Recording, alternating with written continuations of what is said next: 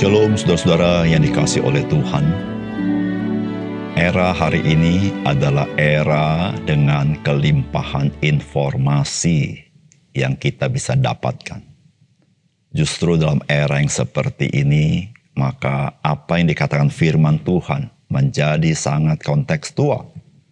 Di dalam Ibrani pasal 2 ayat 1 dikatakan, karena itu harus lebih teliti kita memperhatikan apa yang telah kita dengar, supaya kita jangan hanyut di bawah arus. Marilah kita menjadi orang percaya yang tulus seperti merpati, tetapi cerdik seperti ular. Salam jumpa dalam program Tuhan adalah Gembalaku. Saudara, era abad ke-21 yang kita hidupi ini dapat dirasakan sebagai abad dari kemajuan teknologi informasi. Maka saudara, pada saat yang bersamaan, maka semangat individualistik, semangat pluralistik, dan demokrasi itu berjalan bersamaan. Saudara, dalam arti bahwa setiap orang itu boleh menyampaikan pendapatnya seberapa buruk pun pendapat itu. Dan setiap orang merasa bahwa dialah pemegang kebenaran itu. Setidaknya sebuah kepercayaan bahwa setiap orang mempunyai kebenarannya masing-masing. Saudara, hal ini mengingatkan kita ketika Hawa jatuh ke dalam dosa, yaitu ia memakan buah yang dilarang Tuhan, yaitu buah pengetahuan baik dan jahat. Namun ular mengatakan jika engkau memakan buah itu, maka matamu akan terbuka dan engkau akan menjadi sama dengan Allah, tahu tentang yang baik dan yang jahat. Mungkin ada di antara kita bertanya, apa salahnya kita mengetahui apa yang baik dan apa yang jahat? Salahnya adalah sebuah kesalahan yang mendalam, di mana manusia menjadikan dirinya acuan dari kebenaran dan tidak lagi tunduk kepada kebenaran Tuhan. Saudara, mari kita membaca Markus pasal 8 ayat 27 sampai dengan yang ke-30. Kemudian Yesus beserta murid-muridnya berangkat ke kampung-kampung di sekitar Kaisarea Filipi. Di tengah jalan ia bertanya kepada murid-muridnya, katanya, kata orang, siapakah aku ini? Jawab mereka, ada yang mengatakan Yohanes Pembaptis, ada juga yang mengatakan Elia, ada pula yang mengatakan seorang dari para nabi. Ia bertanya kepada mereka, tetapi apa katamu, siapakah aku ini? Maka jawab Petrus, engkau adalah Mesias. Lalu Yesus melarang mereka dengan keras supaya jangan memberitahukan kepada siapapun tentang dia. Saudara yang dikasihi oleh Tuhan, Tuhan Yesus saat ini sedang berada di Kaisarea Filipi. Ini berada di wilayah Galilea, yaitu daerah Naftali. Kita harus bedakan dengan kota Kaisarea yang berada di wilayah Yudea. Saudara, kota ini berada di bawah kekuasaan Herodes Filipus. Saudara, daerah ini dianggap wilayah orang asing oleh orang-orang Yahudi, karena memang banyak orang asing di sana. Pada saat ini Tuhan Yesus bertanya kepada murid-muridnya, siapakah dia? Kemungkinan Tuhan Yesus menghindari cara pandang orang Yahudi yang bias tentang siapa Yesus. Saudara, apakah pesan firman Tuhan bagi kita? Yang pertama, kita harus mengetahui bahwa pandangan orang di dunia tentang siapa Yesus itu begitu banyak. Saudara, firman Tuhan berkata, kemudian Yesus berserta murid-muridnya berangkat ke kampung-kampung di sekitar Kaisarea. Di tengah jalan ia bertanya kepada murid-muridnya, katanya, kata orang, siapakah aku ini? Jawab mereka, ada yang mengatakan Yohanes Pembaptis, ada juga mengatakan Elia, ada pula yang mengatakan seorang dari para nabi. Saudara, sebagai anak-anak Tuhan, kita pasti senang mendengar orang menyebut nama Yesus Kristus. Cuma saudara, kita harus sangat-sangat sadar bahwa orang-orang yang menyebut Yesus Kristus, mereka tidak semuanya memiliki pemahaman yang sama dengan iman Kristen. Saudara, ada begitu rupa-rupa pandangan orang tentang siapakah Yesus Kristus.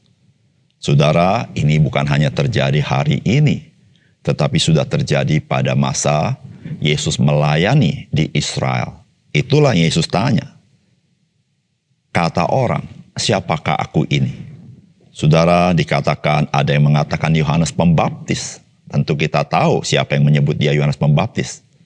Itu adalah Herodes, yaitu Herodes Antipas yang membunuh Yohanes Pembaptis. Tapi ada yang berkata juga dia ini Elia. Tapi ada yang juga berkata seorang dari para nabi. Nah saudara, ketika kita membaca bagian ini, maka saudara, mengapa mereka mengatakan demikian? Saudara, mereka mengatakan itu adalah cara pandang mereka yang tidak mempunyai dasar yang kokoh. Saudara, Tuhan Yesus bukan Elia. Saudara, berbeda sekali dengan Elia. Saudara, Tuhan Yesus bukan sekedar seorang dari para nabi. Saudara yang kasih dalam Tuhan, hari ini ada banyak pandangan orang mengenai siapakah Yesus. Saudara, kita tidak boleh lupa, sejak abad kedua Masehi, saudara, sudah timbul pengajaran-pengajaran, buku-buku yang dituliskan, yang dipengaruhi oleh Gnosticism, saudara-saudara, yang bercerita tentang siapakah Yesus. Dan saudara, itu terus berlanjut, dan pandangan ini berbeda dengan pandangan asli daripada para rasul. Saudara, pandangan-pandangan ini yang menyebabkan orang hari ini berpikir bahwa pandangan-pandangan seperti itu adalah betul. Padahal saudara, itu lahir dari sebuah isme, saudara-saudara, yang mempengaruhi cara pandang mereka mengenai Yesus Kristus. Bahkan saudara, ada orang yang memahami Yesus Kristus tentang siapa dia itu bukan dari abad-abad awal. Tapi abad-abad yang berikutnya, saudara, sudah belasan tahun kemudian, ratusan tahun kemudian, saudara-saudara, di abad-abad yang lebih muda, lebih dekat dengan abad kita dibandingkan abad pertama, saudara.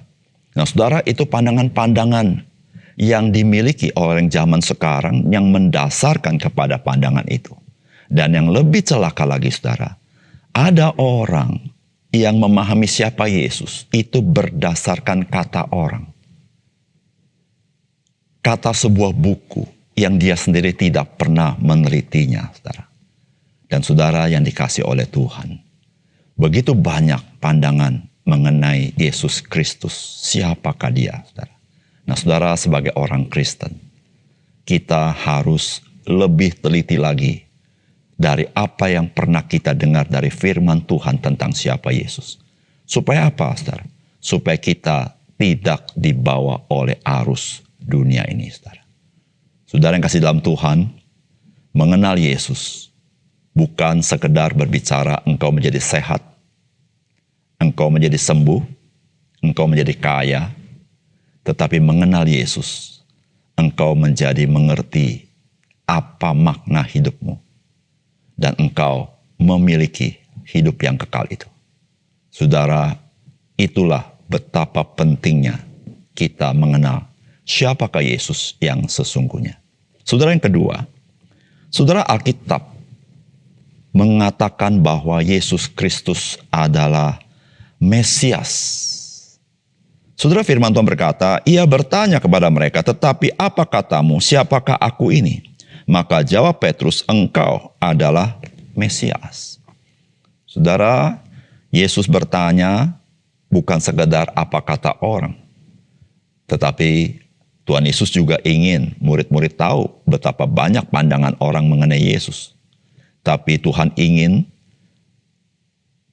supaya kita mengambil keputusan pribadi tentang pengenalan akan siapa Yesus. Maka dia bertanya kepada mereka, tetapi apa katamu, siapakah aku ini?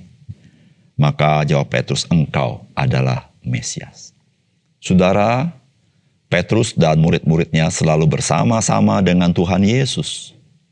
Dan ketika Simon Petrus mengakui bahwa Yesus adalah Mesias anak Allah, maka Tuhan Yesus mengatakan bahwa itu bukan karena kemampuan Simon, tapi itu penyataan dari Bapa mencelikkan mata daripada Simon Petrus, sehingga dia mengenal siapa Yesus. Karena yang mengenal Tuhan Yesus sesungguhnya adalah Bapa di surga. Dan kepada siapa Bapa menyatakan Yesus Kristus. Saudara yang kasih dalam Tuhan, apakah ada dasar bahwa Yesus adalah Mesias? Saudara, dasarnya sangat kuat. Dasarnya adalah di dalam kitab Perjanjian Lama. Saudara, dasar itu begitu kokoh, sehingga saudara, orang-orang yang tidak meneliti dengan baik dan tidak sungguh-sungguh tunduk kepada firman Allah, saudara, mereka tidak mencapai apa yang seharusnya mereka capai.